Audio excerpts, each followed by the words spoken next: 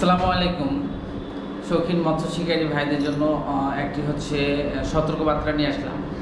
এই যে আমাদের আপনার বর্ষার মৌসুম শুরু হলো, এই সিজনটাতে ম্যাক্সিমাম টাইমে কি হয় এই বিষয়টা নিয়ে আজকে আমরা বলবো।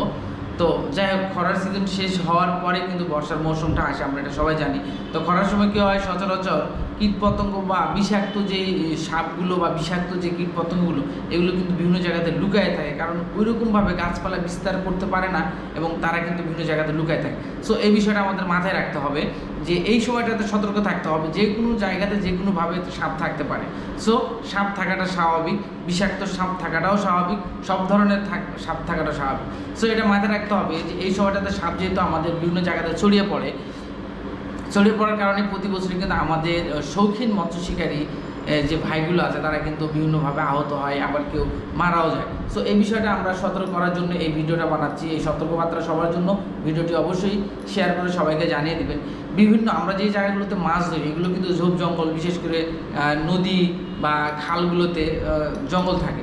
আর আমরা যেখানে মানুষজন বসে না, জঙ্গল, সেগুলোতে পরিষ্কার করি। ওই পরিষ্কার করতে গিয়েই আমরা সেই বিপদের সম্মুখীন হয়ে যাই যে বিভিন্ন জায়গাতে সাপের গর্ত থাকে, সাপ থাকে, তার কারণ তারা তো মানুষের ভয় লুকে থাকে।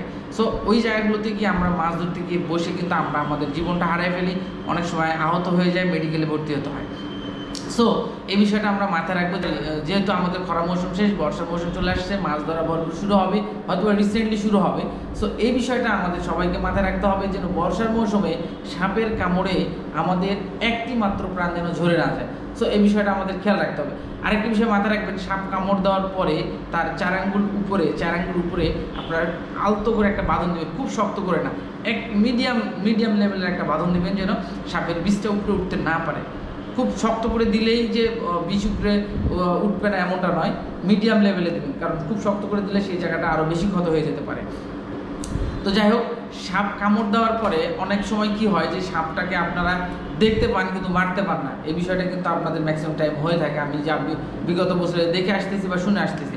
সো আপনাদের কাছে তো মোবাইল থাকে, মোবাইল দিয়ে একটা ছবি উঠাই নেবেন, যদি সাপটাকে মারতেই না পারেন সো একটা ছবি উঠাই নেবেন, আর যদি সাপ মারতে পারেন সেটাকে সুন্দর করে মেরে ব্যাগে ভরে মেডিকেলে নিয়ে চলে আসবেন, আপনার সাপ দেখে ট্রিটমেন্ট হবে। হ্যাঁ, এছাড়াও মেডিকেলে তো আপনার বডি চেক আপ হবে, যে আপনার শরীরে কী পরিমাণ বিষ লাগছে বা বিষের মাত্রাটা কতটুকু, এটা কিন্তু মেডিকেলে আপনাকে রিপোর্ট দেবে।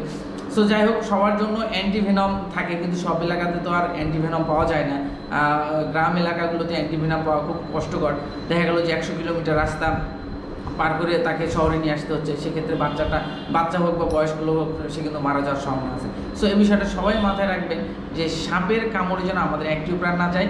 অবশ্যই সঙ্গে একটি লাঠি রাখবেন, লাঠি বা ফলা টাইপের কিছু যেন আপনারা কোনো কিছু মারতে পারেন। আর হাতে যদি শক্ত কোনো কিছু থাকে সেক্ষেত্রে কিন্তু বিভিন্ন পশু প্রাণী কিন্তু আপনাকে দেখে ভয় করবে, এটা স্বাভাবিক বিষয়। আপনার হাতে যদি একটা লাঠি থাকে, আপনি যদি সাধারণত গরুর কাছে যান, গরু কিন্তু ভয় আপনার কাছে আসবে না। সো এই বিষয়গুলো অবশ্যই মাথায় রাখবেন, কারণ বর্ষার সিজনে সাপের প্রকট অনেক, বিশেষ করে কুমিল্লা, বরিশাল, নরসিংদী, পটুয়াখালী, নোয়াখালী, এদিকে প্রচুর সাপের প্রকট, নদ নদী, খালবিল বেশি।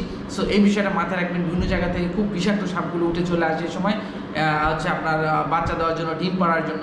সো এই বিষয়টা অবশ্যই মাথায় রাখবেন, সাপের কামড়ে যেন আমাদের শৌখিন মৎস্য শিকারী সহ অন্যান্য ভাইদের একটি মাত্র প্রাণ না যায়। এই বিষয়টা সবাই মাথায় রাখবেন। সবাই সুস্থ থাকবেন, সবাই সবার জন্য দোয়া করবেন। আসসালামু আলাইকুম।